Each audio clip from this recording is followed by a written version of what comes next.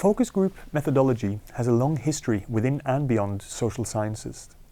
In marketing research, focus groups are used to identify how attitudes towards certain products develop among people.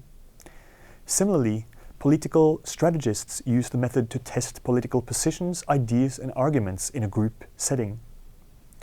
Social scientists use focus groups for similar reasons. Not only are we interested in talking to more than one person about a particular subject, we are interested in how people talk among themselves about it. There are a number of factors that need to be in place for a focus group to work out. First, you need to gather a manageable number of people, between 5 and 10, which constitutes your group. While groupings of strangers can serve a purpose in some contexts, focus group participants are often people who already exist as a group or as members of a larger group. Colleagues, relatives, community members, those can all function as criteria for selection. Think about the compatibility of your group. Some people don't get along, or their views and positionalities are so diverging that a meaningful conversation never emerges. But creating an echo chamber of identical or like-minded people can also run counter to your research purpose. Hence, your group selection must be informed by your research question. A second factor is having the right setting for generating good research data. Make sure the venue is accessible and that you have communicated to the group the time and the place properly. Where you choose to conduct the focus group interview matters a great deal. Think about whether participants would feel in place or out of place in a particular venue. If there are tensions in the group or asymmetrical power relations, these might be exacerbated if the venue is not seen to be on neutral ground. Moreover, the room should be light and inviting for those who are in it. And given that a focus group interview easily can take 2 hours or more, you might also want to make sure that there are refreshments available. Background noise is another thing. You must avoid background noise as you will want to record the conversation. Many moderators also choose to be accompanied by somebody who can take notes. This is important because an audio recording with 10 different people talking to each other might be very chaotic to decipher later on without proper notes. The third and final factor is your moderation of what is being said. How do you moderate a focus group? Before you let the participants talk, you must explain the purpose of the conversation, and you must inform them about your research question in a way that they understand. Explain why they are there and why you want to hear their experiences and opinions. Once the conversation is underway, you should try to limit your interventions to questions and clarifications that steer the discussion in the right direction.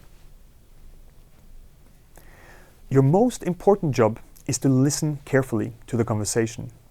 Depending on how it develops, you might want to do a number of things. You can actively try to include people who are not taking part in the discussion. You might also encourage people to disagree with a statement that has been put forward by a fellow participant. Likewise, you can ask whether others agree or support a particular point of view. Other times, you might want to get the conversation back on track or actively move the conversation over to a different topic. Experimenting with the focus group method can produce interesting results. For example, you can use projections, where participants are asked to discuss situations involving others than themselves. This technique might be effective for discussing sensitive issues. Others use visualizations and ask participants to draw mental maps together, or even ask them to prepare something in advance.